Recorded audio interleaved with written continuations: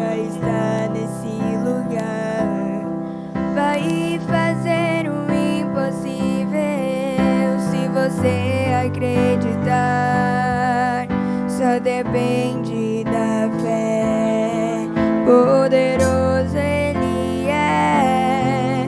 Ele cura enfermidades, ressuscita até os mortos. Tudo faz quando Ele quer.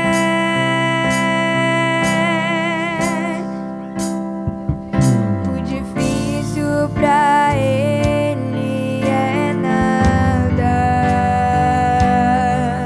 Se vier a tempestade, Ele acalma. Quando vem o inimigo, vai na sua frente pra te proteger. Seja qual for o problema, é o seu amigo para te valer.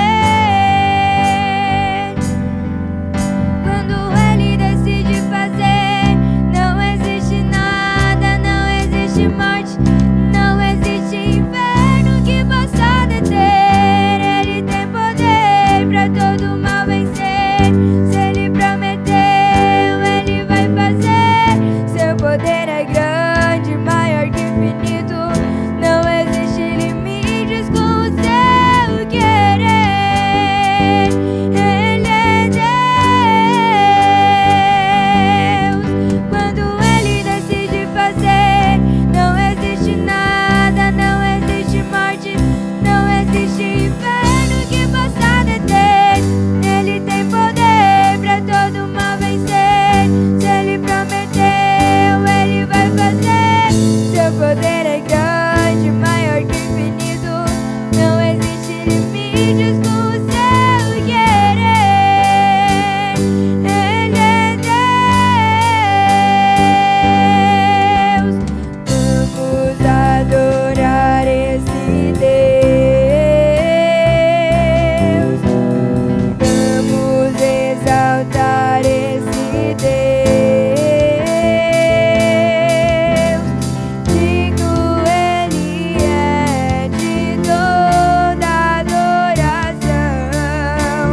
Proclamemos de coração. Vamos adorar este Deus. Vamos exaltar esse Deus. Digno Ele é de toda proclamemos de coração. Proclamemos de coração. De coração.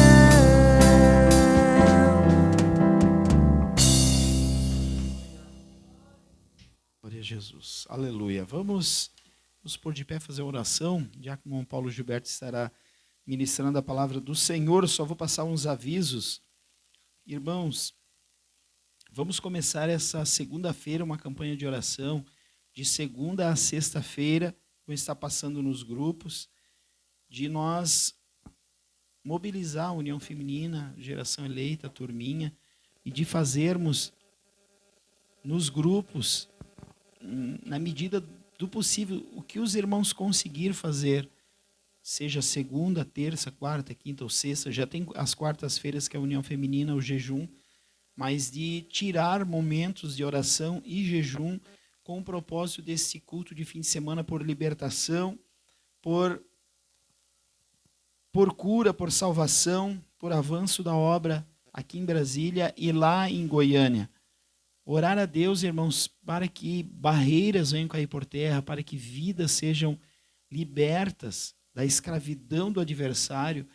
Então o Senhor, o Espírito do Senhor toca para que a pessoa esteja na presença do Senhor, mas o Senhor quer nos usar para libertar os cativos, para proclamar as boas novas de salvação, para falar que Jesus opera ontem, hoje e eternamente, que todo o poder nos céus e na terra pertence ao Senhor. Então vamos clamar à medida que os irmãos puderem tirar momentos de oração, clamando ao Senhor, que Deus venha abençoar. Sábado não haverá daí a consagração aqui na igreja, vai acontecer no domingo, a consagração com o culto de Santa Ceia, e os irmãos de Goiânia orar, irmãos, para que não venha ter nenhum impedimento. Vimos que a fúria do adversário tem se levantado, e vamos orar para que o Senhor venha guardar, venha tirar todo atrapalho, todo embaraço, e que os irmãos da outra vez, eles tiveram dias que estavam marcados para vir, e aconteceu problema no carro, o carro tinha sido arrumado, e no dia deles virem, deu problema no carro novamente, que eles não conseguiram vir. Então, vemos assim um embate, uma batalha, e a guerra é no mundo espiritual. Nós não temos que lutar contra a carne nem contra o sangue, mas principados e potestades nas regiões celestiais. Então, cremos que o Senhor há de fazer coisas grandes e firmes, mas vamos em um só propósito, em um só.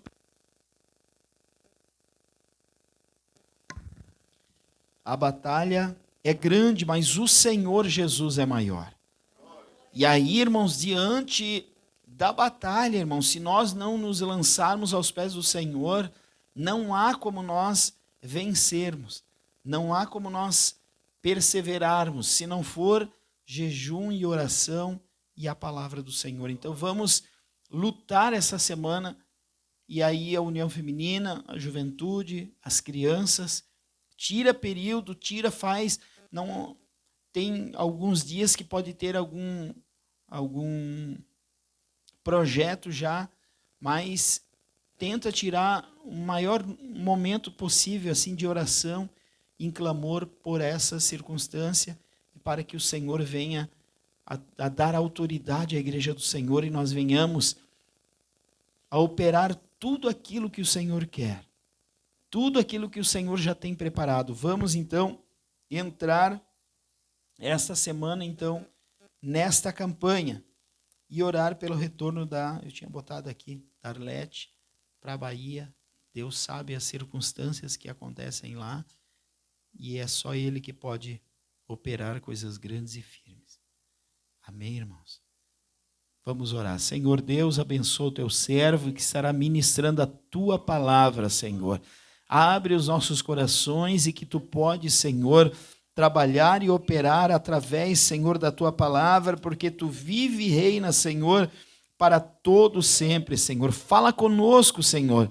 Usa o teu filho, Senhor, sobremaneira, ó Pai, que nós possamos estar com o coração aberto, Senhor, para ouvir a tua voz.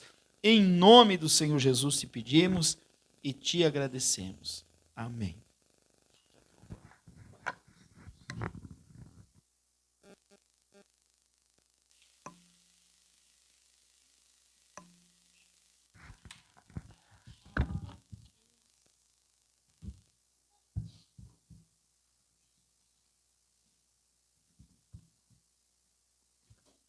Pastor, vamos colocar os cavaleiros também nessa oração. Um dia, vamos determinar, e eu sugeri um dia. Glórias a Deus. A paz do Senhor, irmãos. Hoje à tarde eu comecei a me sentir mal, me congestionou todo, e comecei a sentir umas dores aqui no lado. Eu falei, ó, Senhor, como o inimigo se joga quando a gente está buscando. Outros dias talvez até nem acontecesse, mas hoje ele já sabia, né, que eu ia pregar. Então, quer derrubar a gente. Antes de chegar na igreja, ele quer derrubar. Mas Deus, com certeza, tem nos cuidado, tem nos amparado, né? Tem nos conduzido, e isso nos faz muito feliz, né? Nós sabemos que nós temos um Deus que é todo-poderoso e que vence o inimigo com a maior facilidade. Não tem batalha para o Senhor. Glórias a Deus. Irmãos, vamos abrir as nossas Bíblias em Tito, capítulo 3. Glórias a Deus por tudo isso. Que final de semana maravilhoso que nós tivemos, né? Uns percalços, lógico, né, que aconteceu ali, mas nós sentimos, desde que chegamos, sentimos a presença de Deus naquela casa, né? E como Deus coloca né, se coloca naquele lugar que a gente, não que a gente menos espere, mas naquele lugar que a gente está preparando ainda para que seja ali um lugar de oração. E quando a gente chega lá, tem uma surpresa dessas, um culto maravilhoso, os louvores maravilhosos, as pessoas assim tomadas pelo Espírito de Deus. E a gente fica, cada vez tem que agradecer mais a Deus por isso. Amém, irmãos? Tito 3. Aqui na minha Bíblia tem um título: a obediência às autoridades, a salvação pela graça leva às boas obras. Versículo 1, lembra-lhes, Paulo está falando para Tito, que está em Creta, lembra-lhes que se sujeitem aos que governam as autoridades, sejam obedientes, estejam prontos para toda boa obra, não difamem a ninguém, nem sejam altercados, mas cordatos, dando provas de toda a cortesia para com todos os homens, pois nós também outrora éramos nécios, desobedientes, desgarrados, escravos de toda sorte de paixões e prazeres, vivendo em malícia e inveja, odiosos e odiando uns aos outros. Quando, porém, se manifestou a benignidade de Deus, nosso Salvador, e o seu amor para com todos, não por obra de justiça praticadas por nós, mas segundo sua misericórdia.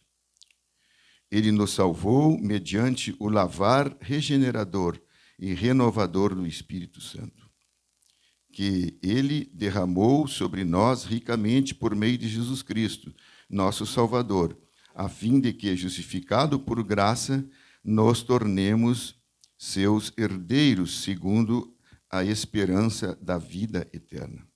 Fiel é esta palavra, e quero que, no tocante a estas coisas, façam afirmações confiadamente, para que os que têm crido em Deus sejam solícitos na prática de boas obras. Estas coisas são excelentes e proveitosas aos homens. Evita discussões insensatas, genealogias, contenda e debates sobre a lei, porque não têm utilidade, são fúteis. Evita o homem faccioso, depois de demonstrá-lo a primeira e a segunda vez, pois sabes que tal pessoa está pervertida e vive pecando, e por si mesma está condenado. Amém, irmãos? Podeis assentar?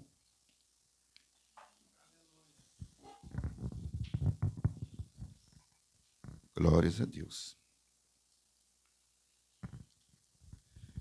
Eu sempre gosto de falar sobre o apóstolo Paulo, né, que o que chama a atenção nas epístolas dele é a forma carinhosa, como ele dá o prólogo, né, a introdução, as primeiras coisas que ele vai falar. Ele sempre se dedica com um amor, um carinho muito grande às pessoas a qual ele vai mostrar a palavra, as quais ele vai pregar, a qual ele vai enviar uma carta, né? Então, ele sempre prepara o coração das pessoas para que as pessoas recebam aquilo de bom grado, né? Porque mesmo sendo servos dele, e filhos da fé dele, que ele chamava, né, em alguns momentos as pessoas não aceitavam algumas coisas, né? A gente sabe que Paulo foi uma pessoa muito sábia, né? Foi um homem que estudou muito o judaísmo. Ele tinha um domínio da palavra, da retórica, da oratória, né? A palavra dele, quando, né, não ainda crente, com certeza, era muito convincente, porque ele conseguia tudo o que ele queria no império, né? Ele conseguiu até uma carta para perseguir os cristãos, né? E a gente sabe que ele tinha uma influência muito grande ali, né? Ele era bem formado, ele foi formado por pessoas que entendiam, né? Eu acho que Gamaliel, né? Gamaliel era um professor, grande professor de judaísmo, e que tinha tipo assim uma escola, né, sobre o judaísmo, que as pessoas mais entendidas passavam por ali para pregar a palavra, né? Mas a gente sabe que num dado momento, ele não, mas todo o judaísmo se jogou contra o cristianismo, né? E o império todo, né, se voltou também. E Paulo era um dos ajudadores dessa situação. Nós sabemos que Paulo, num dado momento, ele ficou muito desprovido dos filhos da fé dele, né? Porque ele também era muito assim impetuoso, né? No que ele queria fazer. E a gente defende Paulo porque ele era um homem santificado, ele era um homem que buscava a palavra, ele não tinha erros na vida dele. Cristo vivia nele, ele não vivia, ele mesmo disse: eu não vivo em mim, Cristo. Não sou mais eu, Cristo vive em mim. Então, ele se identificava com uma pessoa que estava sempre junto de Deus. E isso dificultava ele aceitar, com certeza, os próprios filhos da fé dele que não cumpriam aquilo que ele dizia, ou que ele mandava dizer que tinha que cumprir, né? Ele conhecia toda a palavra de todos os profetas, né, que passaram antes dele, né, porque o judaísmo era muito criterioso nisso aí, né? Os profetas todos eram lidos na sinagoga, no tabernáculo, né? Então, a gente sabe que Paulo era um homem entendido da palavra de Deus. E a conversão dele é uma conversão diferente das outras todas, né? Porque é uma conversão que foi diretamente com Jesus, né?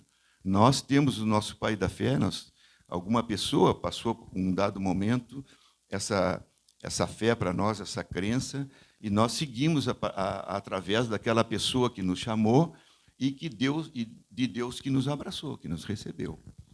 Mas a de Paulo foi diferente da nossa, porque foi o próprio Deus, o próprio Jesus, que falou sobre ele e convenceu e converteu ele sobre a palavra, né? E até então ele era um desconhecido de Cristo, apesar de ele tinha aproximadamente a idade de Cristo, né? Porque ele começou a pregar com uns 30 e poucos anos, né? E até 60 e poucos anos Paulo pregava. Então ele conviveu com Jesus sem conhecer a figura de Jesus, a pessoa de Jesus. E ele propagava o evangelho, né? Propagou o evangelho depois da conversão dele, que a conversão dele foi muito interessante, né? Ele passou num dado momento de pecador, né? De perseguidor, para protetor daqueles que ele perseguia. Só Deus consegue fazer isso na vida de uma pessoa, né? Ele perseguia os cristãos no momento que ele caiu. Deus abriu os olhos dele depois, né? Ele começou a proteger esses cristãos. E ele era muito disciplinado. A conversão de Paulo, ele passou de perseguidor a protetor de uma hora para outra, com toda a disciplina que ele tinha. Tudo que ele fazia no judaísmo, ele passou a fazer no cristianismo, mas de uma forma contrária. Então, a gente imagina que esse êxito que ele obteve em toda esta vida dele, né, que ele é considerado um dos maiores apóstolos, né, da Bíblia, foi porque ele era disciplinado, né? Com ele a gente aprende que a gente tem que ser disciplinado, né? Quando o pastor falou assim, nós temos que destinar uma hora, é triste até, mas quando a gente tem que destinar uma hora, eu já pensei assim, eu vou ter que destinar, porque eu não destino ainda, né? Oh, glórias a Deus.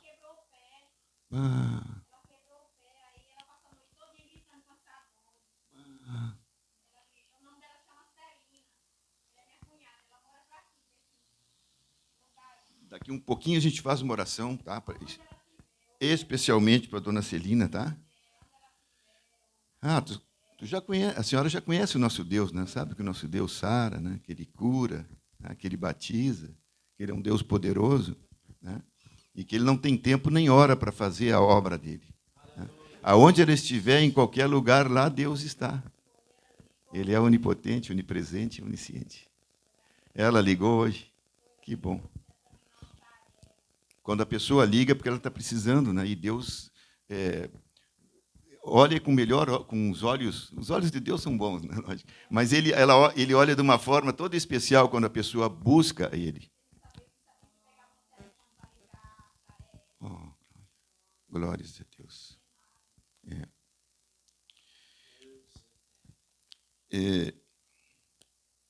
Então a gente entende que Paulo teve uma educação privilegiada, né? E no momento que ele caiu ali, né, Jesus falou com ele, e ele não tinha uma dúvida, né? Quem és tu, Senhor? Quem és tu? Né? E Jesus falou, eu sou Jesus, aquele o qual tu persegues.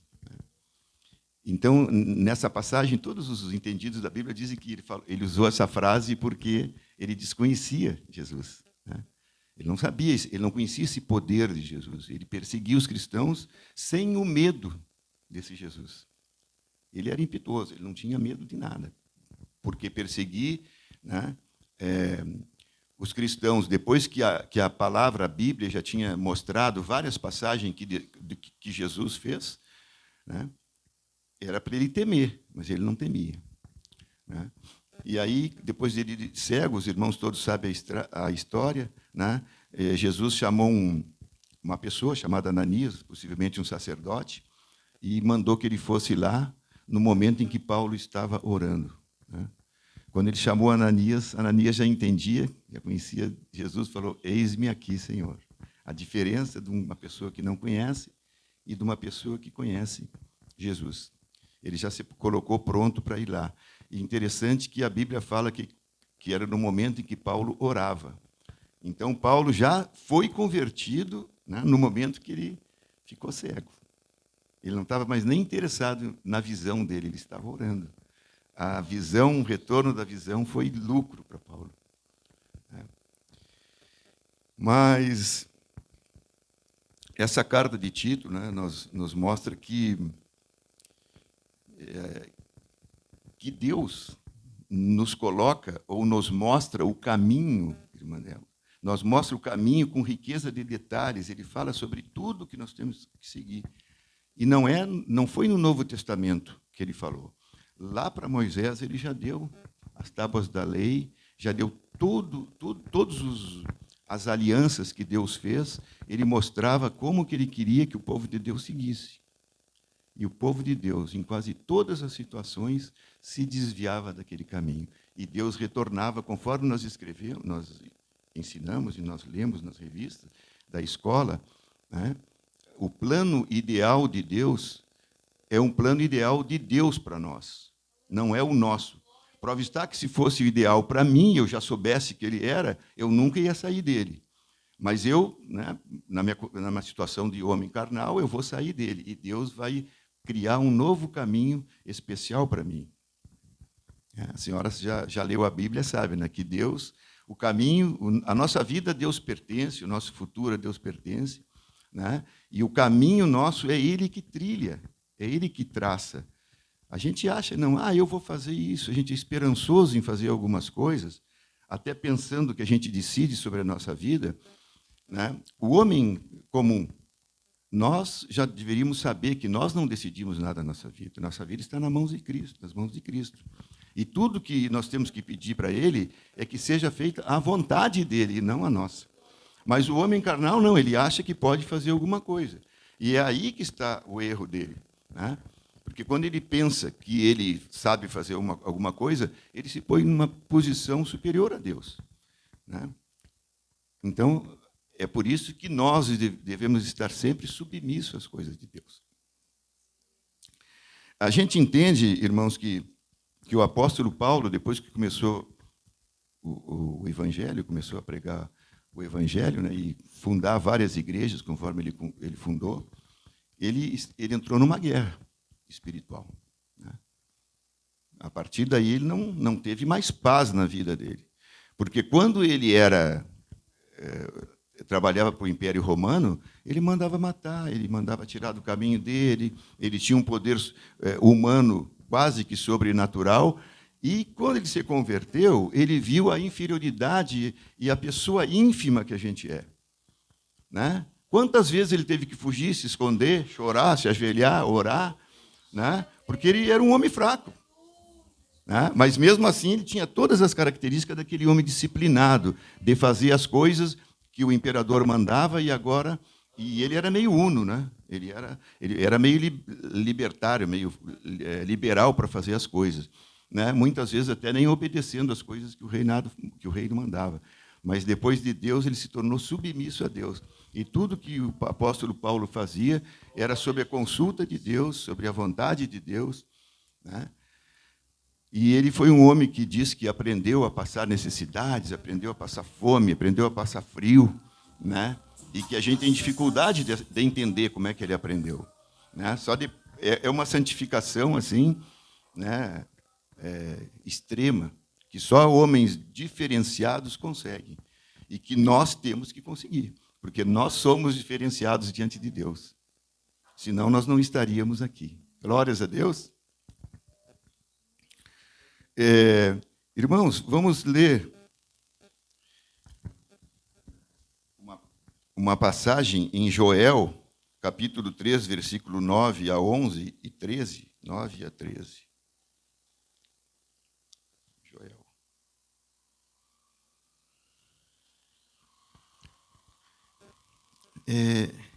Eu penso assim que Paulo leu essa passagem, com certeza.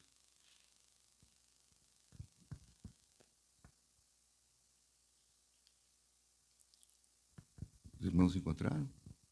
Capítulo 3, versículo 9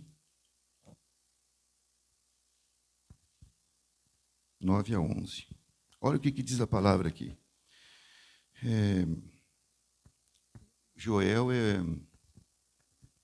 é um profeta menor, né, que ele fala muito a respeito de profecias messiânicas. Né. E aqui ele fala o seguinte: proclamai isto entre as nações, apregoai guerra santa, e suscitai os valentes.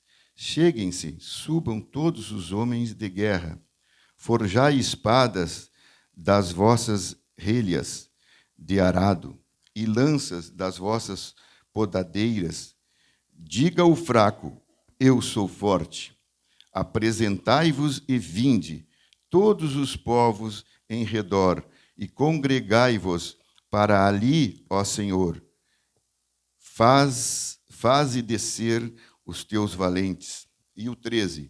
Lançai a foice, porque está madura a seara. Vinde, pisai, porque o lagar está cheio. Os seus compartimentos transbordam, porquanto a sua malícia é grande. Então, aqui ele prova, né, que hoje nós estamos numa guerra espiritual.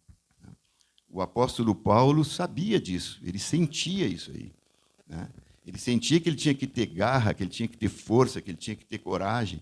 E a gente só tem força, só tem coragem quando a gente se humilia, né? Quando a gente fica fraco, né, a palavra dizendo, é que nós somos fortes. A senhora entende isso? Quando a gente diminui é que a gente cresce diante de Deus. Glórias a Deus por isso, né? Então, aqui em Joel, a gente entende que Paulo havia lido isso aqui, né? E era um tempo de guerra, né? Uma guerra espiritual que ele sofria. E qual era a guerra espiritual? Ela era, vamos dizer assim, consolidada, irmão Rodrigo, na perseguição. A guerra espiritual era a perseguição que ele sofria, né? E esse livro de Joel, ele nos ensina sobre o engraçado, interessante, né? Que aqui nos ensina sobre o poder das orações e do jejum.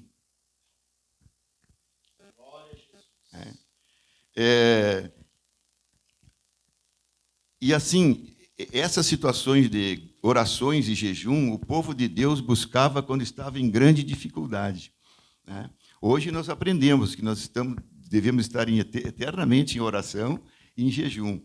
Mas eles, quando estavam em dificuldade, é que eles buscavam, né? E Joel procurava explicar para eles que não, que tinha que ser sempre, que essa dedicação a Deus tinha que ser constante, né? Mas eles não entendiam muito. E Paulo também falava disso, né?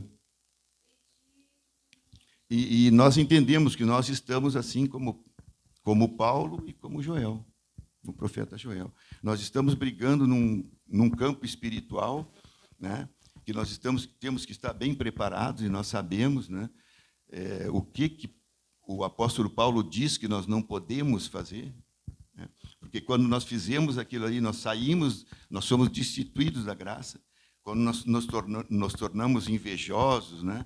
quando nós tornamos promíscuos, nós tornamos de qualquer forma que nós nos tornarmos, nós saímos da destituição, somos destituídos da graça, e a partir daí a nossa guerra espiritual começa a ser perdida ou vencida pelo inimigo. Né? A gente sabe que nós tivemos um estudo aqui com o pastor Silvio, e ele falou sobre a guerra espiritual, né? E chegou num ponto de expulsar demônios, né? E ele falou que existem castas de demônios que estão sempre nos tentando, que não sai só com jejum e oração, né? Ele tem que ser vencido com outras armas espirituais, né? E a gente entende que, quando a gente se torna fraco, qualquer coisinha nos faz um tropeço. E para desistir de fazer alguma coisa a serviço de Deus, né, qualquer coisa que nós sofremos, qualquer perda nossa, nós queremos desistir. Né? Eu tenho passado por alguns momentos aí, e até alguns irmãos sabem, né, sobre o caso da moça que trabalhou lá. E, às vezes, eu penso sobre o que eu fazia para ela e o que ela está fazendo para mim, e eu penso assim que eu posso ter raiva, né? Mas eu já sei que, a partir do momento que eu tiver raiva, eu vou ser destituído da graça, e Deus não vai me proteger em nenhum momento nessa trajetória que eu tenho que seguir. Né? Isso é um processo que vai chegar lá no fim, no dia tal, e vai ser resolvido. Mas, se eu tiver ódio e raiva, né, como uma professora falou lá na minha escola, que está sendo polêmico lá, né? Porque a menina falou que não gostava dela, e ela falou: antes de vocês não gostarem de mim, eu já tinha ódio de vocês. Né? E se fosse uma pessoa crente, ela estaria destituída da graça. Né? Ali o inimigo, o Satanás fala: não te preocupa com essa aí. Né? Tem pessoas que não dão trabalho para Satanás, irmã dela. O diabo não precisa fazer nada, porque ela já está. E aqui mesmo, no final da palavra, fala, né? Fala 2 vezes para ele, e depois não precisa falar mais, porque ele já está perdido. Né? Mas, então, a gente observa com essas passagens bíblicas o quanto nós precisamos estar orando, jejuando, né? Estando na presença de Deus. Ontem nós sentimos lá a presença de Deus, como é bom, né? Como é agradável, como é salutar, como reconforta a gente. A gente pensa assim, a gente ora tanto tempo, às vezes, na igreja, né? Ora em casa, jejuma, mas tem um momento ali especial para nós, que é muito mais especial para Deus, que Ele derrama o Espírito Santo ali, na vontade dEle. Né? E nós todos ficamos alegres. Né? E por falar em Espírito Santo, Joel é considerado o profeta do avivamento. Né? Glórias a Deus por isso.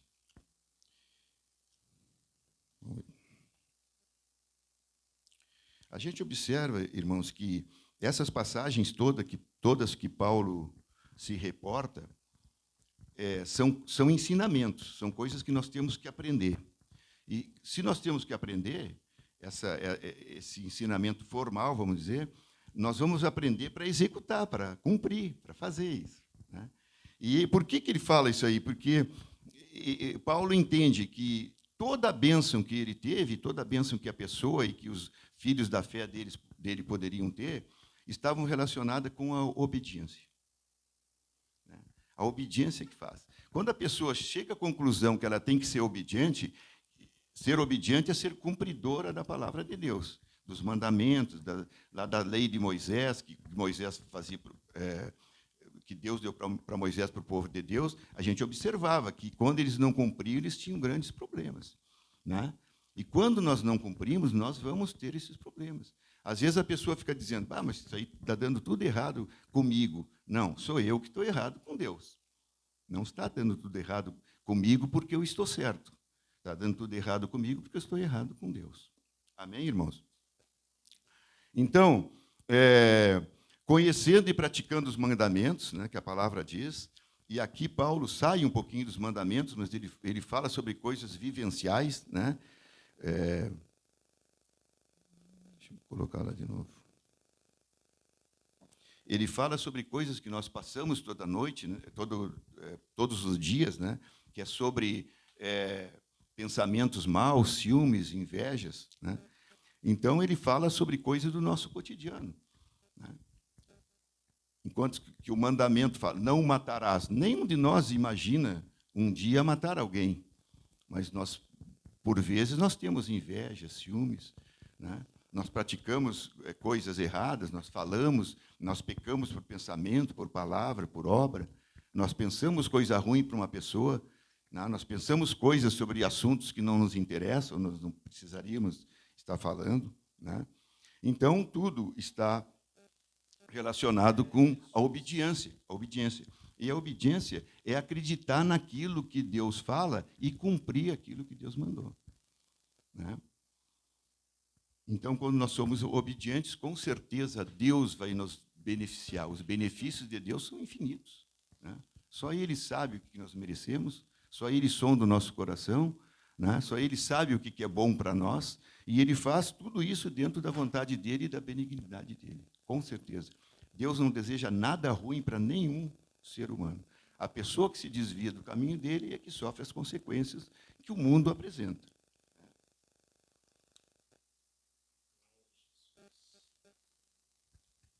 As aflições virão, né, irmão? Sempre. É quase impossível a gente não passar por aflições, mas as bênçãos vêm juntas. Quando nós estamos debaixo da mão de Deus, as aflições chegam, irmã Débora, e já partem, porque as bênçãos vêm juntas, né? E a bênção está relacionada com a obediência. A gente sabe disso. Salmo 84, versículo 11, fala assim: porque o Senhor Deus é sol e escudo.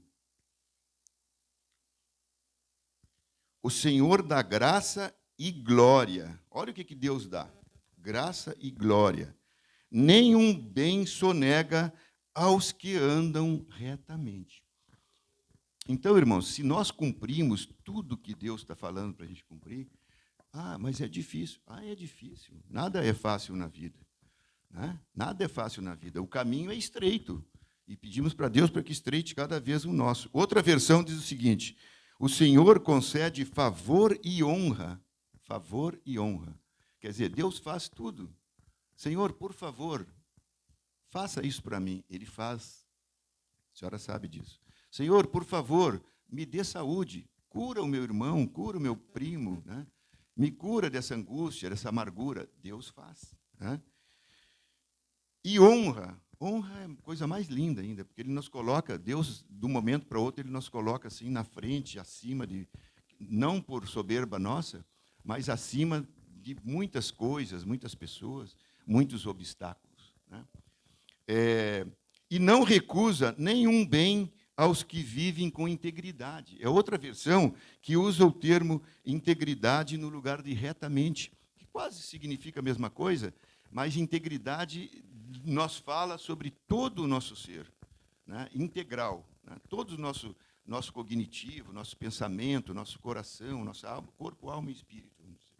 Amém? Então, irmão, todas as bênçãos que nós precisamos, né, estão nas mãos de Deus. Aquelas 8, 10 mil bênçãos que a pessoa cadastrou lá, né? Imagina, numa pede para Deus, aquela bênção é dele, né? Eu imagino assim que Deus está louco assim para dar. Louco não, está desejoso para dar bênção, para abençoar as pessoas, né? E às vezes nós não sabemos pedir, ou somos apressados para pedir, pedimos coisas que Deus possivelmente saiba que lá na frente do caminho vai nos atrapalhar. Então, nós ficamos imaginando que Deus não é bom para nós, porque não derramou aquela bênção que nós queríamos, né?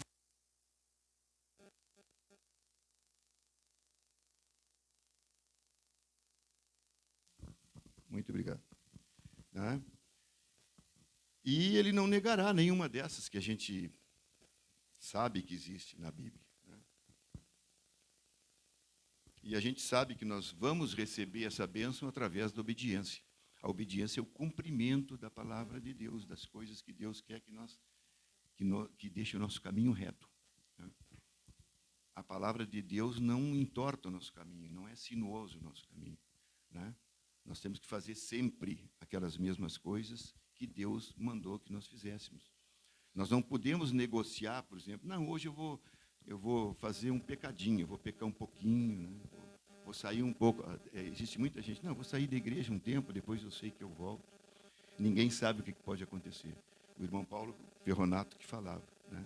Até exemplos de pessoas que saíram da igreja e tinham prejuízos, até acidentes, até perdia a vida, né? Perdia a salvação também, né?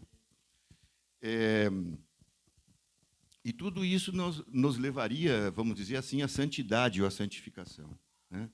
E a gente sabe que sem a santificação, a irmã Elisângela acabou de falar no carro, ninguém verá o céu, ninguém verá o Senhor, ninguém verá os anjos, né?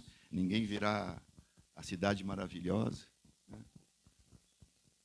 A Terra Santa, a nossa Nova Jerusalém, né? Porque, né, santidade é a qualidade de quem pode ser considerado santo, né? E santo é aquele que obedece os preceitos de Deus. Nós entendemos que a santidade, a santificação é o único caminho para a salvação. A palavra diz: quem não for santificado não irá para o céu, irmão Rodrigo. Há pessoas que acham difícil a santificação. É difícil, o mundo é tenebroso, né? O mundo é tentador, o mundo é sedutor, né?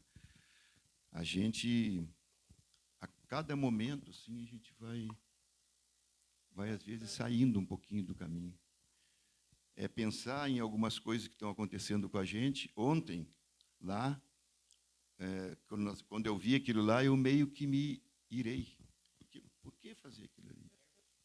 Ferve, né? A carne vence o espírito, ele toma o lugar do espírito, né? Mas a gente também não pode, porque aquilo ali, alguma coisa, Deus vai mostrar lá na frente para o irmão Rodrigo ou para um de nós, por que aquilo aconteceu, né? Glórias a Deus.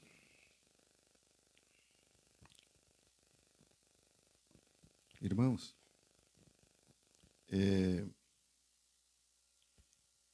vamos continuar ali no versículo, no capítulo 3 de Tito, né? Ali em Tito 3, Paulo adverte, né, irmão? Irmãos, o jovem líder, né, Tito, diz que ele era bem novinho, né, pastor? Era um dos mais novos, né?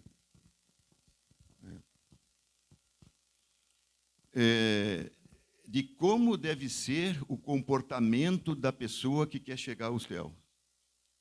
E disto Paulo sabia, porque ele estudou intensamente, né? Ele estudava intensamente as cartas que Deus dava para ele para entregar para os Efésios, Coríntios, né? Para o próprio Tito, para o próprio Timóteo, Filemão, etc., né? E ele sabia. E ele é que diz, né, que nós temos que ser sal na terra e luz no mundo. Senhora? Está frio?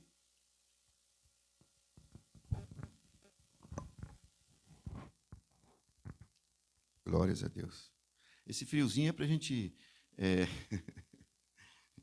para a gente sentir, né, que existe o fogo de Deus também, né? O fogo de Deus tem que esquentar o nosso coração, irmã. Glórias a Deus. Sal na terra e luz no mundo, né?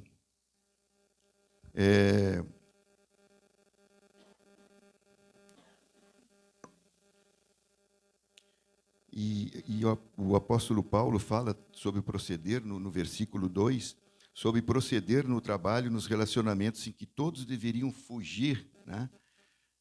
Todos deveriam fugir do pecado da língua.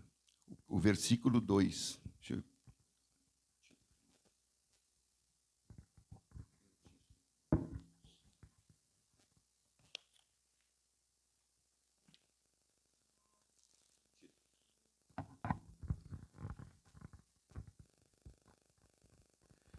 No primeiro versículo, fala sobre lembre-lhes de se sujeitarem aos que governam, às autoridades, sejam obedientes, estejam prontos para toda a boa obra. Né, irmãos? Aqui, Tito pede que os irmãos de Creta, né, respeitem as autoridades constituídas. Né? E aqui ele traz mais para o campo pessoal do que para o campo espiritual. Ele diz que as pessoas têm que ser bons cidadãos, boas pessoas na sociedade, têm que respeitar os outros. Né?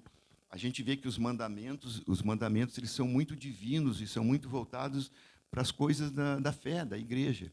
Mas aqui ele diz não, que as pessoas na sociedade têm que viver em consonância com aquilo, com as leis, né, com as autoridades, e que nós também, isso aí faz parte da nossa vida espiritual, e que nós pecamos quando nós não cumprimos isso, quando nós não fizemos. Né? Às vezes a gente pensa que as coisas do mundo são as coisas do mundo, e as coisas espirituais são as coisas espirituais. Né? Mas nós temos que entender que não, que o mundo, nós vivemos no mundo e temos que respeitar as autoridades. Né? No versículo 2 diz, não difamem a ninguém, nem sejam altercadores. Altercadores é resmunguento, aquela pessoa que está sempre chorando, não aceitando as coisas como elas são. Né? Mas cordatos é concordantes, são pessoas que aceitam, né? E vivem mais tranquilo porque se conformam com aquilo que tem que ser cumprido, que tem que ser feito. Dando provas de toda cortesia para com todos os homens.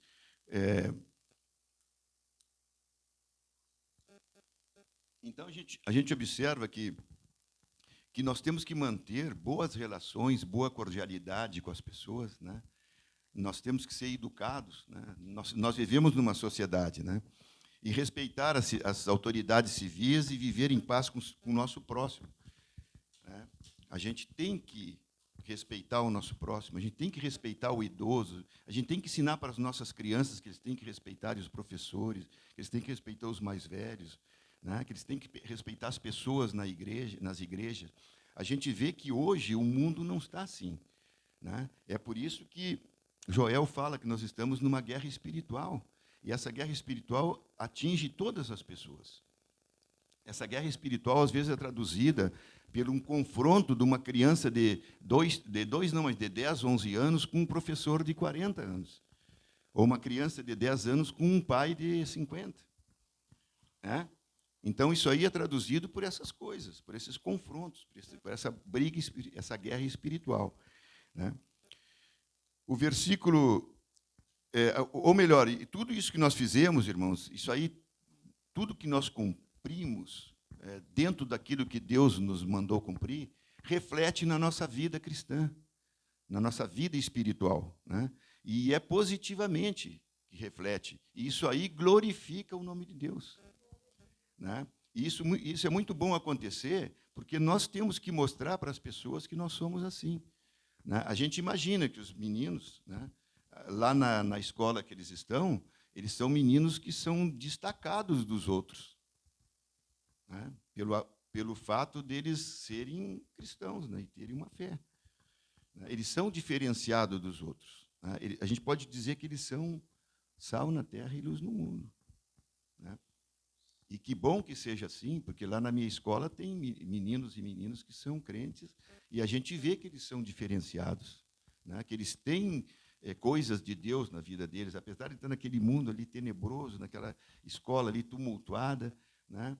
Eles saem um pouquinho do geralão ali, da igualdade daquelas crianças todas. Não falam palavrão, não têm vestes decentes, né? Não discutem com o professor, normalmente são os melhores nas notas, na escola, no comportamento, no conceito. Né? E a gente vê que ali existe um trabalho de Deus ali na vida daquelas crianças. E é isso que nós temos que buscar. E nós, assim, nós somos mais exemplo. Eu penso assim, quanto mais velho a gente fica, irmã Débora, mais a gente é exemplo. Né? Porque o jovem, o adolescente, ele pensa que ele pode fazer tudo, e ele acaba, nem quer, irmão Rodrigo, ser exemplo de nada. Ele quer estar num grupo de pessoas que fazem as mesmas coisas, tocam as mesmas músicas, têm os mesmos costumes, né, de beber, de sair na noite, de fumar. Aquilo ali é importante para eles fazerem. O inimigo coloca na cabeça que é importante eles fazerem parte daquele grupo. E ai daquele que sai do grupo. O que sai do grupo, ele se torna inferiorizado, às vezes até rejeitado pelo grupo, né? O inimigo tem feito coisas tenebrosas nessa juventude, nessa adolescência, né? Eu que trabalho assim com uma jovem adolescente, eu imagino, né, a quantidade de crianças que tem com pensamentos diferentes, com pensamento de droga, apologia à droga, músicas que falam em droga, que falam em matar, que falam em armamento, essas coisas. Mas, versículo 3 fala o seguinte: pois nós éramos outrora nécios. Olha como ele fala. Ele está se colocando que antes ele era nécio. E o antes de Paulo foi quando ele era judeu, professava a fé judaica. Então, a gente observa que, às vezes, a pessoa até está numa religião, mas é desobediente e nécio.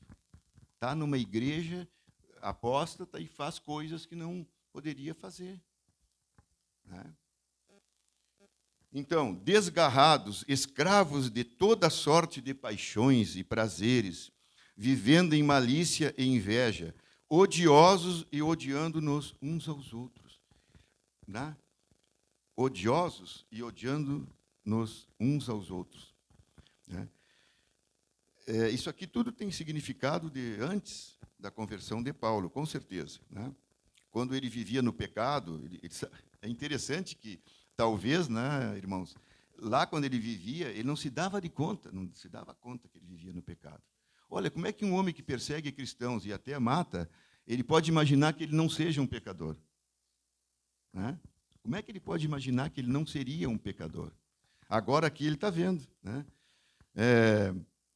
Tem significado de antes, mas ele está dizendo assim, quando vivia no pecado, as suas práticas, ele vivia no pecado e com as suas práticas de desobediência. Hoje, depois que ele se converteu, ele viu que ele era desobediente. Mas antes ele não tinha visto, né? E maldades uns com os outros. Só que o caso dele não era maldade de uns com os outros, era maldade dele com os cristãos, né?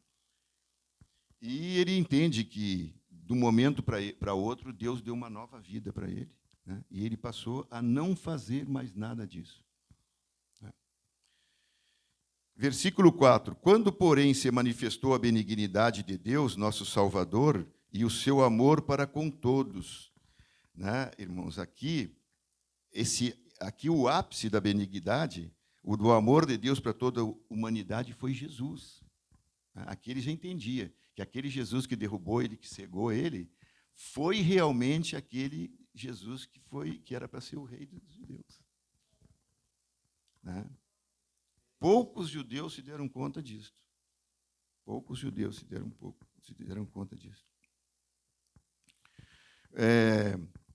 E vamos dizer assim, é por Jesus que nós conhecemos a graça, e a revista está dizendo, né?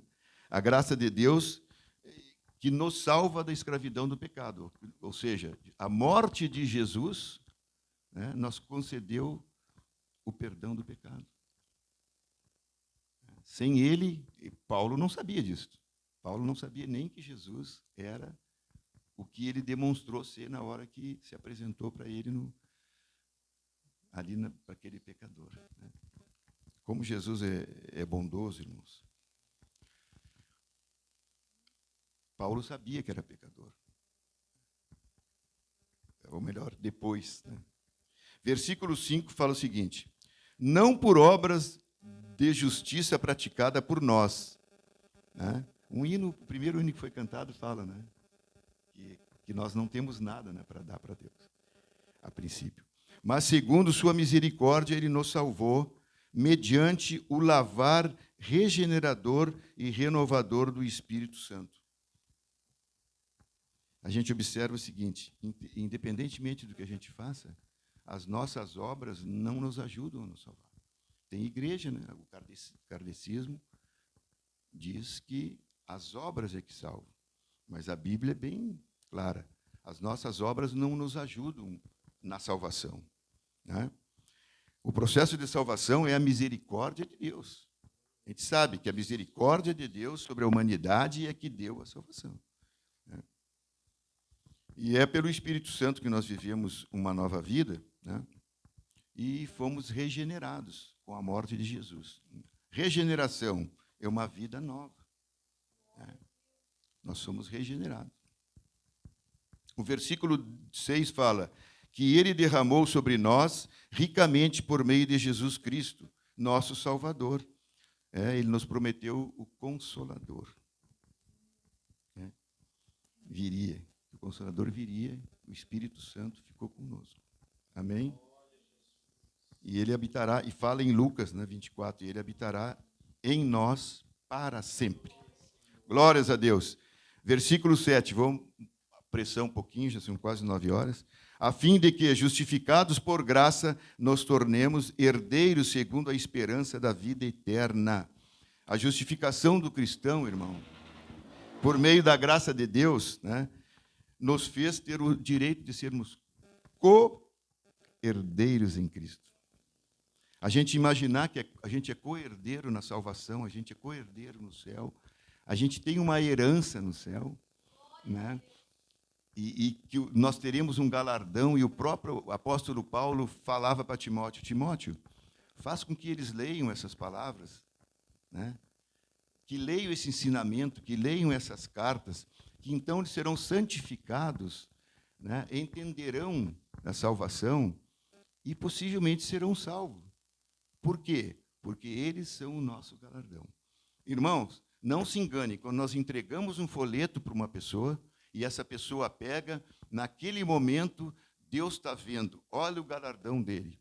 Porque nós não sabemos o que vai acontecer depois com aquele folheto, né? Eu sempre gosto de falar que uma vez eu reclamei do pastor Rafael: pastor Rafael, por que nós vamos lá para a rodoviária pregar lá, se aqui tem o Varjão, aqui, que a nossa igreja é aqui, e as pessoas nem vêm de lá. E ele falou assim: o ide de Jesus não diz o lugar. E diz que é por todo mundo. Né? E a gente fica imaginando que o nosso galardão é diferente quando nós pregamos lá na rodoviária, aqui ou em Goiânia. É a mesma coisa, e o nosso galardão é igual quando a pessoa pega o folheto, quando ela não pega o folheto, quando ela pega e rasga o folheto, que muitos fazem.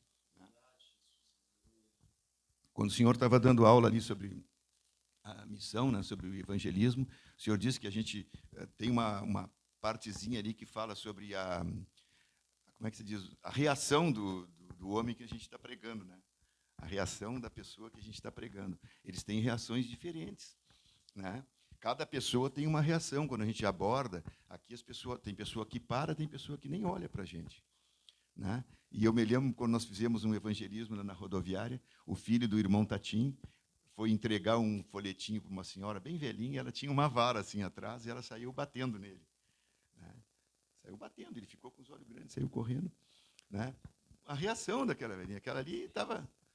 uma experiência. Eu disse: isso aí os cristãos, em outras épocas, era o contrário, batiam até matar, né? Isso aí é a reação da pessoa que não tem Cristo no coração. Mas é interessante isso aí, né?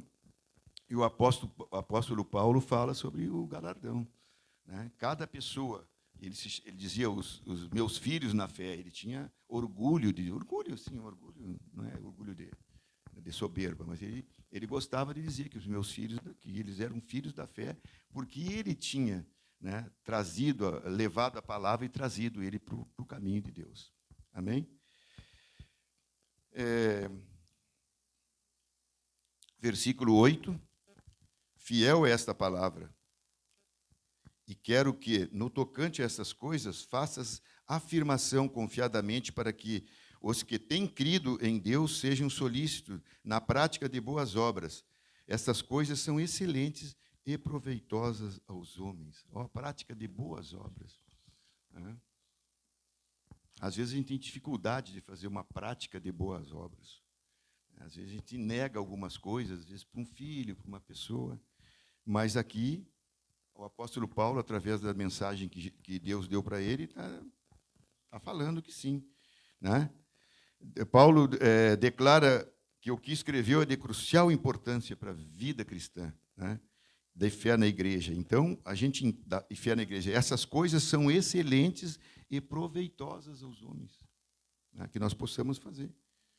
Uma vida de fé edificante, vive para construir outras vidas, para louvor e adoração do Senhor.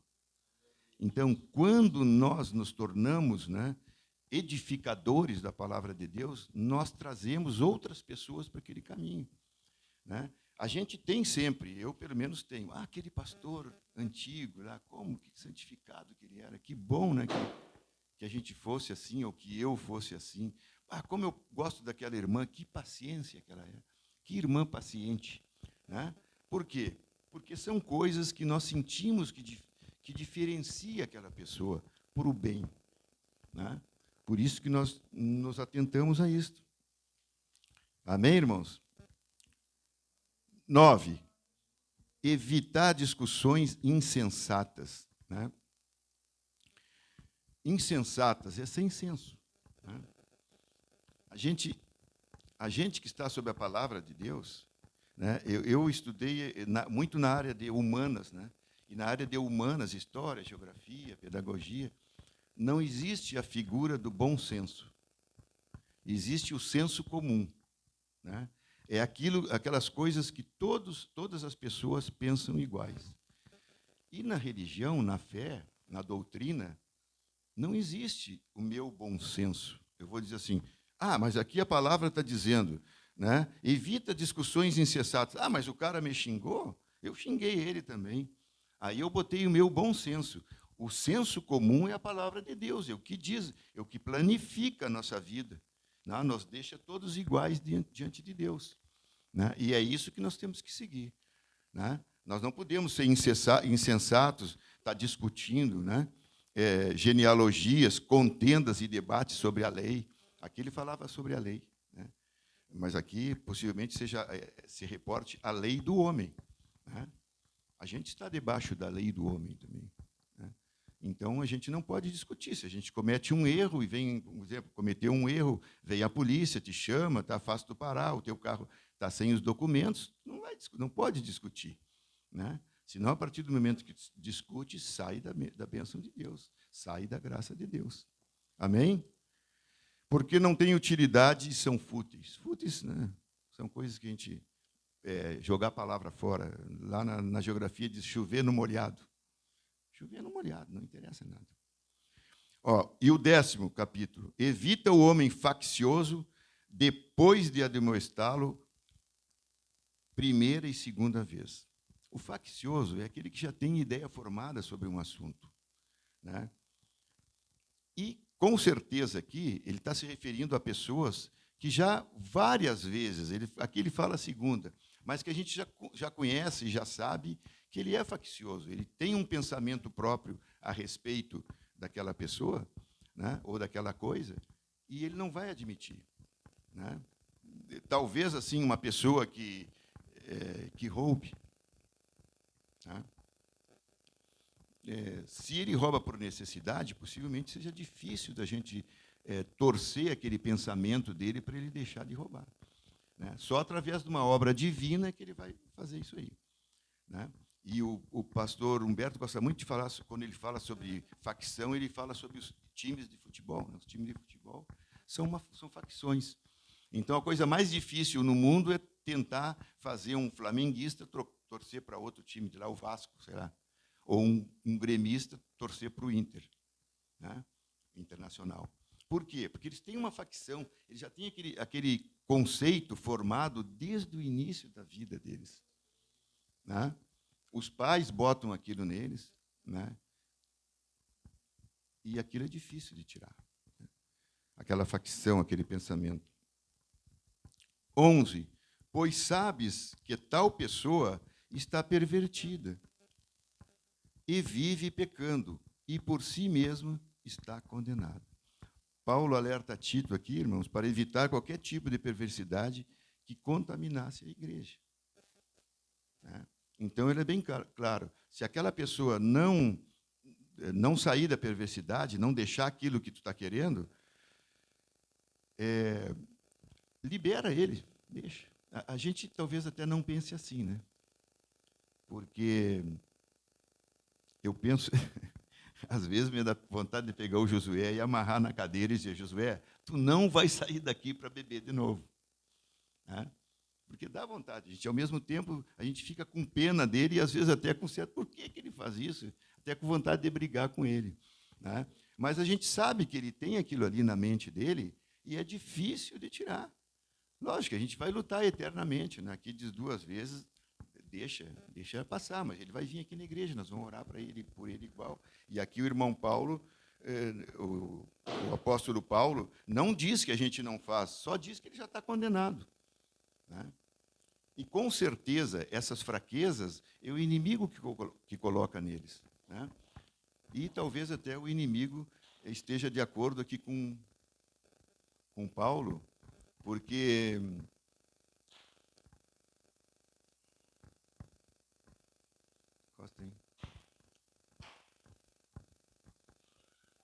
eu acho que é tiro. 22, acho. Não sei.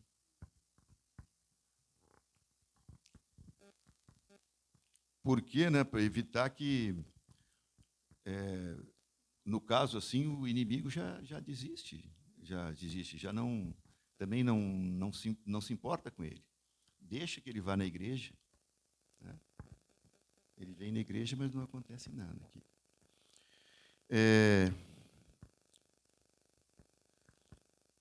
E a gente entende, assim, irmão, que aquelas pessoas que gostam de plantar discórdia, né? Que gostam de brigar, né? Que gostam de fazer tumulto, assim, né? Elas já têm isso aí incorporado assim no espírito, na alma, no corpo. E que é difícil também. Né? Por isso que o apóstolo Paulo também diz, né, que é difícil. Tem casos que são difíceis, tem potestades que não saem com oração. Né? Então, nós temos que estar sempre preparados, né, para os nossos evangelismos, nas nossas buscas. Né? Aqui na igreja mesmo, quando nós estamos, estou dizendo, nós temos que estar sempre da mesma forma preparados para, né, orar por essas pessoas, né? Pedir a Deus encarecidamente, né, que mude o pensamento deles. A gente observa que eles têm vindo tantas vezes na igreja e que eles não ficam na igreja. Né? O inimigo, a carne, é mais forte do que as coisas que nós pregamos, as coisas que nós falamos. Mas nós temos que pedir para Deus, né, que tenha essa misericórdia deles e até de nós, né? Porque nós também queremos que ele seja feliz, que ele viva essa vida que nós vivemos, né? Que nós temos assim. Eu tenho uma felicidade enorme, né, de ter encontrado Jesus, ter me reencontrado, porque eu já era encontrado, mas eu era de uma igreja que não tinha essa doutrina. Né? E hoje eu agradeço a Deus por estar junto com os irmãos aqui, né, congregando nessa igreja. Já estamos há 4 anos, né, irmão Rodrigo? Irmã Silvana. E que Deus nos conceda a graça de sermos sempre assim lutadores pelo Evangelho, que nós possamos pregar o Evangelho, né, que nós possamos evangelizar aqui, lá em Goiânia, né, e que nós não tenhamos isso como um trabalho, como um cansaço. Eu, no sábado, eu confesso aos irmãos que eu estava um pouco cansado. Né?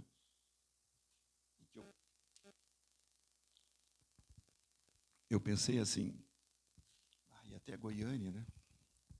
200 quilômetros, eu trabalhei toda a manhã. Mas, assim, Deus me deu a graça, assim, que eu fui com uma alegria, cheguei lá e voltei muito mais alegre, né? Eu voltei muito mais alegre do que eu fui. Eu tenho certeza que nós todos, né, apesar daquele percalço ali, nós temos que agradecer a Deus, não teve problema nenhum na nossa viagem. Né? E o Espírito Santo falou mais alto lá. Glórias a Deus. Que glória de Deus que teve lá. Né? E que nós esperamos que todas as vezes sejam assim, né, na nossa igreja. Que a nossa igreja é uma igreja de Deus, irmão. É uma igreja santificada e é uma igreja que, com certeza, né, tem um pedacinho no céu para nós.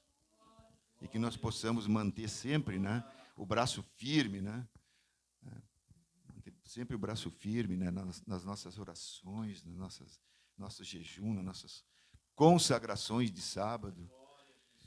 E que também esse momento de oração que nós tenhamos agora nessa semana seja profícuo, né? E que Deus ouça as nossas orações, pastor, e derrame aquelas bênçãos que o senhor falou aqui. Amém? Glórias a Deus. Eu estava meio com dor de cabeça, congestionado, né? Até com uma dificuldade de falar, mas Deus, com certeza, né, falou mais alto no meu coração e acho que consegui, meio em percalços aqui, transmitir a mensagem que o apóstolo Paulo, esse grande apóstolo, né, escreveu a Tito. Amém, irmãos? Essas palavras eu entrego em nome de Jesus. Amém. Vamos orar. Glórias a Deus por tudo.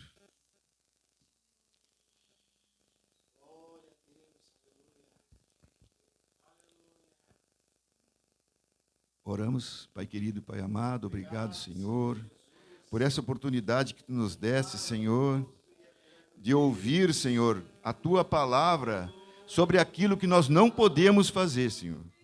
Ó, Pai querido, nós livre de todos esses pecados, Senhor. Ó, Pai querido, nós livre, Senhor. Ó, para que nós não passamos por esse caminho ruim, Senhor. Que nós possamos sempre consagrar o nosso tempo a Ti, Pai querido. Que nós possamos sempre pregar o Teu Evangelho, Pai querido. Ó, pregar a Tua palavra, Senhor. Ajuda a nossa igreja, Senhor.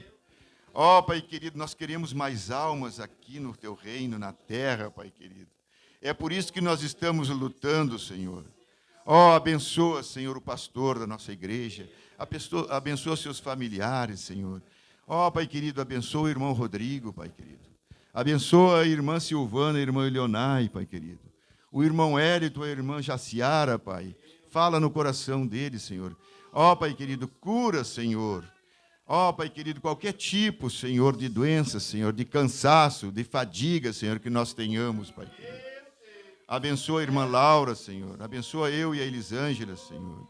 Ó, Pai querido, abençoa todos os servos, Senhor, da Tua igreja, Senhor. Abençoa os irmãos de Goiânia, Senhor. Cuida dos servos que trabalham na Tua obra, Pai querido. Cuida dos pastores, Senhor. Ó, cuida dos evangelistas, Senhor. Um carinho todo especial para os missionários, Pai querido, que estão longe da pátria, Senhor. Ó, Pai querido, não deixe nunca faltar, Senhor, nada para eles, Pai querido. Nos dá graça, Senhor, a alegria, Senhor, e a certeza de podermos sempre estar contribuindo, Senhor, para a nossa igreja. A nossa igreja é missionária, Senhor, e nós temos que sustentar os nossos missionários, Pai querido. Cuida dos nossos missionários, Senhor, dos órfãos, das viúvas da igreja, Senhor.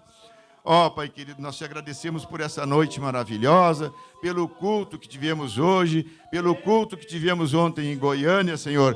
Tu sabe que nós precisamos disso, Senhor. Nós precisamos, Senhor, da Tua graça, da Tua mão, Senhor, das Tuas bênçãos. Nós não somos ninguém sem Tu, Senhor. Ó, Jesus,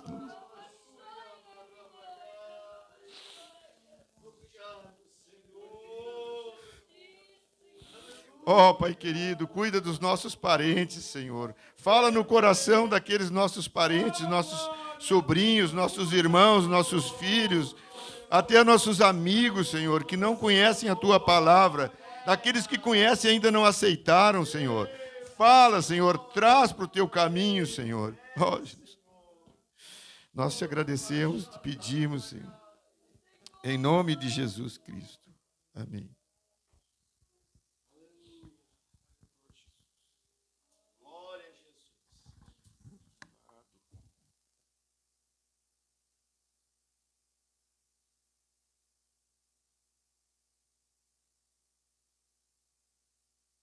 Aleluia, Jesus. E vamos orar também pela irmã Isabel, irmãos, que foi acometida lá de uma enfermidade nas mãos dela quando ela voltou a trabalhar. E fazia muito tempo que ela não sentia. A gente vê tudo isso, uma fúria do adversário. E orar também pela esposa do presbítero Tadeu e o seu filho, para que o Senhor venha aplainar a vinda deles até Goiânia. Imagina, irmãos, todo o levante que venha cair por terra e que o nome do Senhor seja glorificado. Os irmãos ficaram muito felizes, estão bem contentes E como eu creio, irmãos, que essa alegria, glória ao nome do Senhor em meio a essas batalhas, esse vento, mas é o Senhor que brota em cada coração. Imagina a gente, os irmãos, que nem o testemunho do irmão Paulo Gilberto, cansado, cedo já tinha se levantado, mas o Senhor honrou e derramou da sua graça, renovou as forças, aleluia. E assim, irmãos, quando nós perseveramos na presença do Senhor, o Senhor recompensa. Deus abençoe cada um dos irmãos. Vou orar ainda pela irmã da irmã, né? Que está enferma, quebrou a perna. Celina Cunha. Amém. Senhor Deus, sobre a vida da Celina, Pai, Tu conheces e sabe. Deus eterno Arlete tem dado o seu nome, Senhor, para que a Tua igreja venha orar e interceder. Tu pode, Senhor, tocar, Senhor. Dá sonho para ela, Senhor, te revela a ela, Senhor, como Senhor e como Salvador pleno da sua vida, Pai. Restaurando, Senhor, e libertando, Pai, de todo o mal, de tudo que tem afligido o seu coração, Pai. Também pela vida da irmã Isabel, Senhor, seja repreendido aquele mal em suas mãos, ó Deus. Restaura a circulação, restaura, Senhor, toda a força física, Pai. Em nome do Senhor Jesus, nós te pedimos e te agradecemos. E vamos orar também pela família do irmão Wellington, irmãos. Eu tentei fazer uma visita e o irmão, no fim, viajou e deu problema no caminhão. Acho que eu creio que é do sogro dele, que ele ajuda a fazer mudança. E que o Senhor venha os guardar e ter misericórdia e contemplar as necessidades e as suas debilidades. Amém, irmãos? Bendito serás ao entrares e bendito serás ao saíres. Em nome de Jesus. Amém.